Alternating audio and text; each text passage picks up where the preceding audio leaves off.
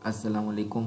आज हम देखेंगे कि हमारे पास एमुलेटर 8086 के अंदर फ्लैग रजिस्टर्स क्या होते हैं और उनका बेसिकली क्या पर्पस होता है। तो हमारे पास जो 8086 एमुलेटर है उसके अंदर 16 फ्लैग रजिस्टर्स होते हैं। तो 16 फ्लैग रजिस्टर्स मतलब ये होता है कि हमारे पास 8086 का जो उसके अंदर एक रजिस्टर होता है जो कि 16 बिट का होता है। उस रजिस्टर को फ्लैग रजिस्टर कहा जाता है और इसके अंदर 16 फ्लैग रजिस्टर्स होते हैं। 16 फ्लैग रजिस्टर्स में से 9 फ्लैग रजिस्टर्स एक्टिव होते हैं। 9 फ्लैग रजिस्टर्स एक्टिव होते हैं और बाकी जो 7 रिमेनिंग फ्लैग रजिस्टर्स हैं वो हमारे पास रिजर्व होते हैं, मतलब कि वो सिर्फ प्रोग्रामर की नीड के लिए यूज़ होते हैं और प्रोग्रामर उनको फ्यूचर पर्पज़ के लिए यूज़ कर सकता है। और जो हमारे पास 9 फ्लैग रजिस्टर होते हैं वो एक्टिव फ्लैग रजिस्टर होते हैं जो कि हमें स्टेटस ऑफ द प्रोसेसर बताते हैं। तो फ्लैग रजिस्टर बेसिकली हमें स्टेटस ऑफ द प्रोसेसर बताता है कि इस वक्त प्रोसेसर का क्या स्टेटस चल रहा है। तो ये इस स्टेटस ऑफ प्रोसेसर इस तरह बताता है कि ये इंडिविजुअल बिट्स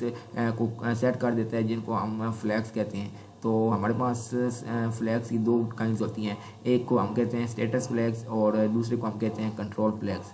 तो स्टेटस फ्लैग्स जो है वो हमारे पास उन ऑपरेशन के रिज़ल्ट को रिफ्लेक्ट करता है, उन ऑपरेशन के रिज़ल्ट को शो करता है जो कि जिन ऑपरेशन को प्रोसेसर एक्सिक्यूट करता है। मतलब कि जो ऑपरेशन प्रोसेसर से एक्सिक्यूट होंगे उनका रिजल्ट जो है वो स्टेटस फ्लैग के ज़रिए रिफ्लेक्ट होगा। और कंट्रोल फ्लैग्स जो है वो ऑपरेशन सर्टन ऑपरेशन जो है ना प्रोसेसर के उनको या इनेबल करते हैं या डिसेबल करते हैं। जो भी हमारी नीड होगी उसके अकॉर्डिंग वो प्रोसेसर के सर्टन ऑपरेशन को इनेबल या डिसेबल कर देंगे। तो हमारे पास बेसिकली जो एक्टिव फ्लैग्स हैं 9 एक्टिव फ्लैग्स होते हैं हमारे पास। तो वो एक्टिव 9 फ्लैग्स, एक ये कैरी फ्लैग है, एक पैरिटी फ्लैग है, एक ऑक्सिलरी फ्लैग है, एक जीरो फ्लैग है, एक साइन फ्लैग है, एक ट्रैप फ्लैग है, एक इंटरप्ट इनेबल फ्लैग है, एक डायरेक्शन फ्लैग है और एक ओवरफ्लो फ्लैग है।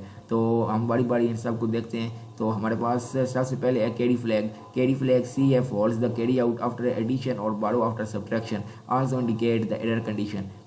तो हमारे पास जो कैरी फ्लैग होता है ये उस वक्त एक्टिवेट होता है जब हमारे पास कोई भी जो है रिज़ल्ट है किसी भी एडिशन या सब्ट्रैक्शन की इंस्ट्रक्शन का जो रिज़ल्ट है उसमें अगर कोई भी कैरी या बारो आ रहा होगा। फॉर एग्जांपल अगर हम किसी भी दो अरिथमेटिक ऑपरेंड्स की एडिशन कर रहे हैं तो उसके रिज़ल्ट अगर कैरी आ रहा है उसके रिज़ल्ट में तो उसकी वजह से ये कैरी फ्लैग एक्टिवेट हो जाएगा। और अगर हम किसी भी दो नंबर्स की सब्ट्रैक्शन कर रहे हैं और उसके लिए हमें बारो चाहिए तो जब भी हमें कोई बारो चाहिए होगा तो उसके लिए भी ये कैरी फ्लैग या सी एफ फ्लैग जो है वो सी एफ एक्टिवेट हो जाएगा, इसकी वैल्यू 1 हो जाएगी। इसके अलावा ये हमें एरर कंडीशन बताने के लिए भी यूज़ होता है कि हमारे पास कोई भी एरर कंडीशन आएगी तो उसकी वजह से भी कैरी फ्लैग जो है वो एक्टिवेट हो जाएगा।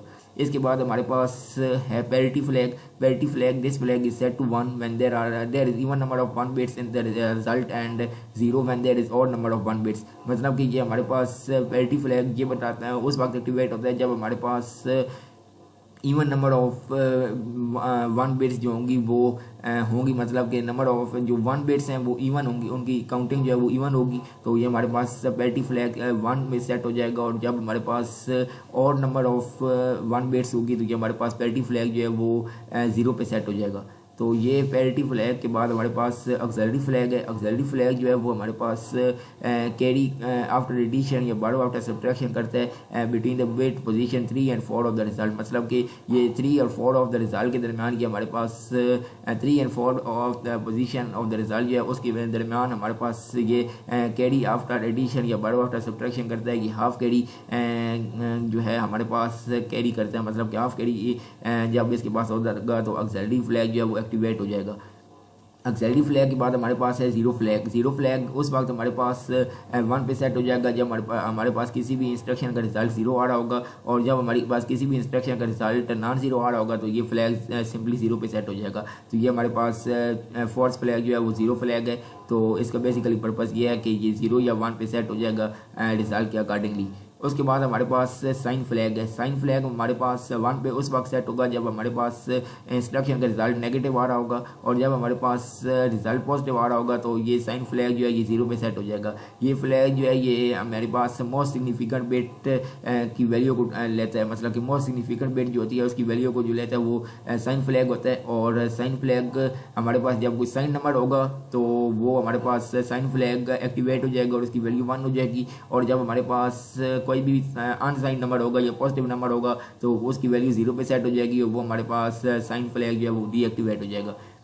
उसके बाद सिक्स नंबर पर हमारे पास ट्रैप फ्लैग है। ट्रैप फ्लैग जो है वो हमारे पास use for on chip debugging, मतलब कि हमारे पास जब भी कोई सॉफ्टवेयर का एरर आता है तो ये ट्रैप फ्लैग एक्टिवेट हो जाता है। तो ये ऑन चिप डिबगिंग के लिए हमारे पास, मतलब कि चिप बनाते वक्त जब हमारे पास कोई भी डिबगिंग करनी हो तो ये ट्रैप फ्लैग हमारे पास उस वक्त यूज़ होता है। ये हमारे पास जब भी कोई सॉफ्टवेयर एरर आता है तो ट्रैप फ्लैग बेसिकली एक्टिवेट हो जाता है। उसके बाद हमारे पास है इंटरप्ट इनेबल फ्लैग या IF फ्लैग। इसका लिखा हुआ है कि when this flag is set to 1 CPU reacts to interrupt from the external devices, मतलब कि जब भी CPU के पास कोई भी इंटरप्ट आएगा तो CPU जो है वो एक्सटर्नल डिवाइसेस की तरफ से आई हुई इंटरप्ट को रिस्पॉन्ड करेगा। तो जब ये इंटरप्ट फ्लैग की वैल्यू 1 होगी, CPU उन आउटसाइड डिवाइसेस से जो इंटरप्ट आया उसको जो है रिएक्ट करेगा, और जब इसकी वैल्यू 0 होगी तो CPU जो है वो normal execution of the program को करेगा। बेसिकली हमारे पास एक यूज़र प्रोग्राम होता है और एक इंटरप्ट होता है। तो जब हमारे पास CPU बेसिकली यूज़र प्रोग्राम को नॉर्मली एक्सिक्यूट कर रहा होता है, मगर जैसे ही उसे कोई भी इंटरप्ट का सिग्नल मिलता है तो वो अपने नॉर्मल एक्सिक्यूशन को छोड़कर उस इंटरप्ट के पॉइंट पर चला जाता है और उस ऑपरेशन को परफॉर्म करने के बाद दोबारा से अपनी नॉर्मल एक्सिक्यूशन को जो है वो कंटिन्यू करता है। तो ये हमारे पास इंटरप्ट फ्लैग जो है ये इसी पर्पज़ के लिए यूज़ होता है कि जब भी हमारे पास कोई भी इंटरप्ट आएगा CPU को बताने के लिए इस इंटरप्ट फ्लैग की वैल्यू 1 पे सेट हो जाएगी, जिसकी वजह से ये इंटरप्ट फ्लैग की वैल्यू 1 पर सेट होने की वजह से CPU अपनी नॉर्मल एक्सिक्यूशन ऑफ प्रोग्राम को स्किप कर दें, नॉर्मल एक्सिक्यूशन ऑफ प्रोग्राम को जो है वो पॉज कर देगा और इस इंटरप्ट के पॉइंट पर चला जाएगा, और इसके बाद इस इंटरप्ट के पॉइंट पर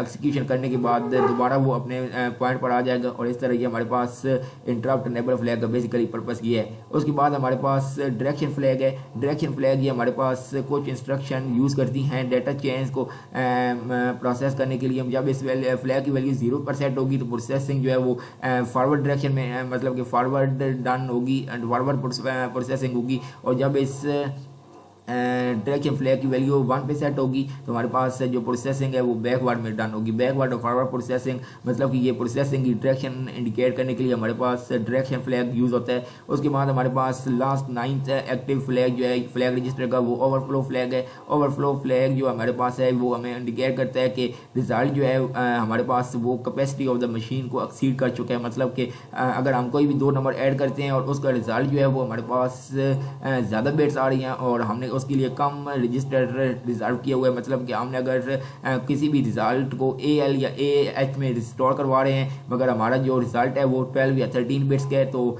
क्योंकि हमारे पास रजिस्टर की कैपेसिटी कम है और हमारा रिजल्ट जो है वो ज़्यादा आ रहा है, उसकी वजह से ओवरफ्लो आ जाएगा। जैसे ही ओवरफ्लो आएगा तो हमारे पास ओवरफ्लो का जो फ्लैग है वो एक्टिवेट हो जाएगा और इसकी वैल्यू 1 पर सेट हो जाएगी, जो कि इंडिकेट कर देगा कि हमारे पास रिजल्ट में ओवरफ्लो आ गया है। तो बेसिकली ये 9 एक्टिव फ्लैग्स होते हैं जो हमारे पास 8086 सिमुलेटर में यूज़ होते हैं। तो इसके बाद हम नीचे ये एग्जांपल्स देख लेते हैं। तो पहली एग्जांपल हमारे पास है कि move DX126FH add DX3465H move BX0FFFH add BX1। तो इसके लिए हम इस एग्जांपल को कॉपी पेस्ट करते हैं और इसको हम इमुलेटर में पेस्ट करते हैं। उसके बाद हम फ्लैग रजिस्टर को देखते हैं कि हमारे पास फ्लैग रजिस्टर क्या परफॉर्म कर रहे हैं। तो ये कॉपी पेस्ट करेंगे इसको, तो पहले न्यू करेंगे, उसके बाद ये कॉपी करके ये RET, उसके बाद हम इसको इमुलेट करते हैं। इमुलेट करने के बाद हम यहाँ पर व्यू टैब में जाएंगे। व्यू टैब में जाकर हम ये है हमारे पास फ्लैग को व्यू क्लिक कर देंगे। फ्लैग को व्यू करने के बाद हम इसको सिंगल स्टेप से करते हैं। तो जब हमारे पास पहली इंस्ट्रक्शन एक्सिक्यूट होगी तो आप देख सकते हैं कि इंटरप्ट फ्लैग 1 है, मतलब कि इंटरप्ट कर रहा है, ये CPU की नॉर्मल एक्सिक्यूशन को इंटरप्ट कर रही है ये इंस्ट्रक्शन। उसके बाद हम दोबारा सिंगल स्टेप करते हैं। तो अब हमारे पास पैरिटी फ्लैग और ऑक्सिलरी फ्लैग दोनों 1 हो गए हैं। तो हमारे पास पैरिटी फ्लैग कब 1 होता है? हमारे पास पैरिटी फ्लैग उस वक्त 1 होता है जब हमारे पास नंबर ऑफ जो इवन नंबर ऑफ 1 बिट्स होंगी रिजल्ट में, तो उस वक्त हमारे पास पैरिटी फ्लैग एक्टिवेट होगा। और जब हमारे पास हाफ कैरी होगा या 12 पोजीशन 3 और 4 ऑफ द रिजल्ट के दरमियान 12 होगा, तो उस वक्त हमारे पास ये ऑक्सिलरी फ्लैग एक्टिवेट होगा। तो जैसे ही सेकंड इंस्ट्रक्शन एक्सिक्यूट हुई है, तो इस सेकंड इंस्ट्रक्शन की एक्सिक्यूट होते ही आप देख सकते हैं कि हमारे पास ऑक्सिलरी फ्लैग और पैरिटी फ्लैग दोनों की वैल्यूज 1 पे सेट हो गई हैं। तो ये हमारे पास फ्लैग का स्टेटस चेंज हो गया। उसके बाद अगर हम देखें तो हमारे पास नेक्स्ट इंस्ट्रक्शन को हम देखते हैं सिंगल स्टेप से। तो इसके बाद हमने नेक्स्ट इंस्ट्रक्शन को जब देखा है तो आप देख सकते हैं कि अब हमारे पास वही 3 पुराने वाले फ्लैग जो हैं वही एक्टिवेट हैं। मतलब कि पैरिटी फ्लैग, ऑक्सिलरी फ्लैग और इंटरप्ट फ्लैग, ये 3 फ्लैग इनकी वैल्यू 1 है। मतलब कि हमारे पास number even number of 1 bits होंगी। हमारे पास या तो हाफ कैरी आ रहा है या फिर 12 आफ्टर सब्ट्रैक्शन आ रहा है between position 3 and 4 of the result, जिसकी वजह से ऑक्सिलरी फ्लैग एक्टिवेट हो गया। और इंटरप्ट फ्लैग वो फ्लैग है जिसकी वजह से नॉर्मल एक्सिक्यूशन जो है CPU की वो डिस्टर्ब हो रही है और वो इंटरप्ट को हैंडल करना करेगा। मतलब कि इंटरप्ट का सिग्नल आ रहा है CPU को, ये इंटरप्ट फ्लैग उसकी वजह से एक्टिवेट हो रहा है। तो उसके बाद लास्ट इंस्ट्रक्शन जब हमारे पास एक्सिक्यूट हुई है तो आप देख सकते हैं कि हमारे पास कैरी फ्लैग जो है वो भी 1 हो गया। उसके बाद जीरो फ्लैग भी 1 हो गया, पैरिटी फ्लैग भी 1, ऑक्सिलरी फ्लैग भी 1, इंटरप्ट फ्लैग भी 1। मतलब कि कैरी फ्लैग 1 का मतलब है कि या तो फिर जब हम एडिशन करेंगे तो यहाँ हमारे पास ऐड की इंस्ट्रक्शन है। मतलब कि यहाँ हम BX की वैल्यू में 1 को ऐड कर रहे हैं। तो ये हमारे पास जो रिजल्ट है उसमें कैरी आ रहा है, जिसकी वजह से कैरी फ्लैग की वैल्यू 1 हो गई और कैरी फ्लैग एक्टिवेट हो गया। उसके बाद हमारे पास जीरो फ्लैग भी एक्टिवेट हो गया। मतलब कि हमारे पास जो रिजल्ट आ रहा है अरिथमेटिक इंस्ट्रक्शन का वो 0 है, जिसकी वजह से जीरो फ्लैग भी एक्टिवेट हो गया। उसके बाद हमारे पास पैरिटी फ्लैग, ऑक्सिलरी फ्लैग और इंटरप्ट फ्लैग, ये तीनों फ्लैग बेसिकली हमारे पास पहले से एक्टिवेट थे और अब भी ये एक्टिवेट हैं। ये सब रिजल्ट को इंडिकेट कर रहे हैं कि हमारे पास ये फ्लैग अपने कोरेस्पॉन्डिंग एक्शन के अकॉर्डिंगली जो है वो एक्टिवेट हो गए हैं। तो ये हमारे पास पहली एग्जांपल थी। तो इससे हम देख सकते हैं कि किस तरह इंस्ट्रक्शन की एक्सिक्यूशन के बाद सर्टन फ्लैग जो है वो अपडेट हो रहे हैं और CPU का स्टेटस जो है वो चेंज हो रहा है। तो इस तरह ये फ्लैग्स हमें बताते हैं कि किस तरह हमारे पास CPU का स्टेटस जो है वो चेंज होता रहता है इंस्ट्रक्शन जैसे जैसे एक्सिक्यूट होती हैं। तो इसके बाद हम नेक्स्ट एग्जाम्पल को भी एक्सिक्यूट करके देखते हैं कि नेक्स्ट एग्जाम्पल में हमारे पास क्या हो रहा है।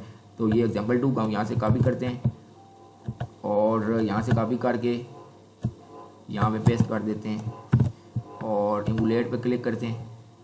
उसके बाद व्यू पर क्लिक करेंगे और यहाँ से हमने फ्लैग्स पर क्लिक कर लिया। फ्लैग्स पर क्लिक करने के बाद हम इसको रन कर लेते हैं सिंपली। जब हमने इसको रन किया है तो हम देख सकते हैं कि हमारे पास कैरी फ्लैग भी 1 है और ऑक्सिलरी फ्लैग भी 1 है। मतलब कि ऑक्सिलरी फ्लैग इसमें जो है 12 आफ्टर सब्ट्रैक्शन आ रहा है या फिर हमारे पास हाफ कैरी आ रहा है, जिसकी वजह से ऑक्सिलरी फ्लैग जो है वो एक्टिवेट हो गया और उसके बाद हमारे पास कैरी फ्लैग भी एक्टिवेट हो गया। मतलब कि कैरी फ्लैग हमारे पास एक्टिवेट हुआ है, इसका मतलब है कि हमने जब एडिशन की है तो उसका जो रिजल्ट है उसमें कैरी आ रहा है, जिसकी वजह से हमारे पास कैरी फ्लैग जो है वो एक्टिवेट हो गया। तो इस एग्जाम्पल में ये 2 फ्लैग एक्टिवेट हो गए हैं। इसके अलावा हमारे पास SF फ्लैग, साइन फ्लैग भी एक्टिवेट हो गया। साइन फ्लैग एक्टिवेट उस वक्त होता है जब हमारे पास किसी भी अरिथमेटिक इंस्ट्रक्शन का रिजल्ट जो है वो नेगेटिव होता है, मतलब कि साइन नंबर होता है। तो ये साइन फ्लैग की वैल्यू भी 1 हो गई है। ये हमें ये इंडिकेट कर रहा है कि हमारे पास जो रिजल्ट है वो नेगेटिव में आ रहा है। तो हमारे पास जो इंस्ट्रक्शन का रिजल्ट, इन 3 इंस्ट्रक्शन का रिजल्ट है, आखिर में जो हमारे पास रिजल्ट आता है वो नेगेटिव में आता है या साइन नंबर है। इसकी वजह से साइन फ्लैग या SF भी एक्टिवेट हो गया। तो बेसिकली ये 3 फ्लैग्स हमारे पास एक्टिवेट हो गए हैं, जो कि हमें बता रहे हैं कि ये तमाम इनके कोरेस्पॉन्डिंग एक्शन परफॉर्म हो रहे हैं। और जबकि बाकी फ्लैग की वैल्यू 0 है, मतलब कि वो फ्लैग्स अभी तक एक्टिवेट नहीं हुए। तो इसके बाद हम नेक्स्ट एग्जांपल भी देख लेते हैं। ये हमारे पास नेक्स्ट एग्जांपल है। तो ये हमारे पास, इसको कॉपी करेंगे और इसको एमुलेट करेंगे। एमुलेट करके व्यू फ्लैग्स कर लेते हैं, व्यू फ्लैग्स करके रन कर लेते हैं। तो ये आप देख सकते हैं कि जब हमने इसका एग्जांपल को रन किया है तो इस एग्जांपल के बाद हमारे पास साइन फ्लैग भी 1 आ रहा है और उसके बाद पैरिटी फ्लैग भी 1 आ रहा है। पैरिटी फ्लैग के बाद ओवरफ्लो फ्लैग भी 1 आ रहा है। मतलब कि हमारे पास जो रिज़ल्ट है, इस तमाम इंस्ट्रक्शन का जो रिज़ल्ट आ रहा है वो हमारे पास एक नेगेटिव नंबर या साइन नंबर है, जिसकी वजह से हमारे पास साइन फ्लैग जो है वो एक्टिवेट हो गया और उसकी वैल्यू 1 हो गई है। उसके बाद हमारे पास ओवरफ्लो फ्लैग भी है। ओवरफ्लो फ्लैग हमारे पास है, मतलब कि हमारे पास जो रिज़ल्ट आ रहा है वो कैपेसिटी ऑफ द मशीन को एक्सीड कर गया। मतलब कि कैपेसिटी ऑफ मशीन कम है और हमारे पास रिज़ल्ट जो है वो उस कैपेसिटी ऑफ मशीन को एक्सीड कर रहा है हमारे पास, जिसकी वजह से ओवरफ्लो आ गया रिज़ल्ट में। इस ओवरफ्लो के आते ही हमारे पास ओवरफ्लो फ्लैग जो है वो एक्टिवेट हो गया है और उसकी वैल्यू 1 हो गई है। उसके बाद हमारे पास पैरिटी फ्लैग भी 1 है, मतलब कि इवन नंबर जो नंबर ऑफ 1 बिट्स हैं उनकी वैल्यू इवन है, मतलब कि इवन नंबर ऑफ 1 बिट्स हैं, जिसकी वजह से हमारे पास पैरिटी फ्लैग की वैल्यू भी 1 हो गई है, जबकि बाकी सब फ्लैग की वैल्यू 0 है। तो इस तरह ये हमें बता रहा है कि इस 3 इंस्ट्रक्शन के एक्सिक्यूट होने के रिजल्ट के में जो है ये हमारे पास ये 3 फ्लैग्स एक्टिवेट हो जाएंगे और बाकी तमाम जो फ्लैग्स हैं वो डीएक्टिवेट ही रहेंगे। इसके बाद हम लास्ट एग्जांपल भी देख लेते हैं। ये हमारे पास लास्ट एग्जांपल है, तो लास्ट एग्जांपल को भी हम इधर कॉपी करते हैं और पेस्ट कर देते हैं। इसके बाद हम इमुलेट करते हैं, इमुलेट करके हम व्यू फ्लैग्स करेंगे, व्यू फ्लैग्स करके हम इसको रन कर देते हैं। तो ये हमने जब इसको रन किया है तो ये हमारे पास ओनली आप देख सकते हैं कि SF की वैल्यू 1 है, मतलब कि साइन फ्लैग की वैल्यू 1 है। तो इस का मतलब ये है कि जब इस इंस्ट्रक्शन को हम एक्सिक्यूट करेंगे तो हमारे पास जो रिजल्ट आ रहा होगा वो एक साइन नंबर होगा, या रिजल्ट जो भी है हमारे पास वो नेगेटिव नंबर होगा, जिसकी वजह से हमारे पास साइन फ्लैग की वैल्यू जो है वो 1 हो गई है, जबकि carry flag, zero flag, overflow flag, parity flag, auxiliary flag, interrupt enable flag और डायरेक्शन फ्लैग, इन सब की वैल्यू 0 है, मतलब कि ये फ्लैग सब जो है वो एक्टिव नहीं होंगे और हमारे पास साइन फ्लैग एक्टिव हो जाएगा जब ये इंस्ट्रक्शन एक्सिक्यूट होंगी। तो ये इस तरह हम किसी भी इंस्ट्रक्शन की वजह का प्रोसेस, मतलब कि हम इसकी वजह से किसी भी इंस्ट्रक्शन का एक्सिक्यूट करते हैं और उसके बाद हम देख सकते हैं कि इस वक्त current status of the processor क्या चल रहा है, मतलब कि ऑपरेशन जो एक्सिक्यूट हो रहे हैं उसके बाद प्रोसेसर का क्या स्टेटस चल रहा है। तो ये हमें फ्लैग रजिस्टर बताते हैं और 8086 के अंदर हमारे पास 9 एक्टिव फ्लैग रजिस्टर्स होते हैं, जबकि 7 जो है वो दूसरे रजिस्टर्स होते हैं जो फ्यूचर पर्पस के लिए रिजर्व होते हैं और प्रोग्रामर उनको फ्यूचर पर्पस के लिए यूज़ कर सकते हैं। तो इस तरह ये फ्लैग्स हमारे पास हेल्प करते हैं current status of the CPU बताने के लिए, और इन करंट फ्लैग रजिस्टर्स को हम स्टेटस फ्लैग्स भी कहते हैं, और इसके अलावा हमें इसको प्रोग्राम स्टेटस वर्ड भी कहते हैं, क्योंकि हमें ये किसी भी प्रोग्राम या प्रोसेसर का स्टेटस बताने के लिए यूज़ होते हैं। तो इस तरह हम इन सब को फ्लैग रजिस्टर कहते हैं और ये हमारे पास इन पर्पस के लिए यूज़ होते हैं। तो इस आज की लैब में इतना ही था, तो आई थिंक सो आप लोगों को समझ आ गई होगी। तो thank you so much and अल्लाह हाफिज़।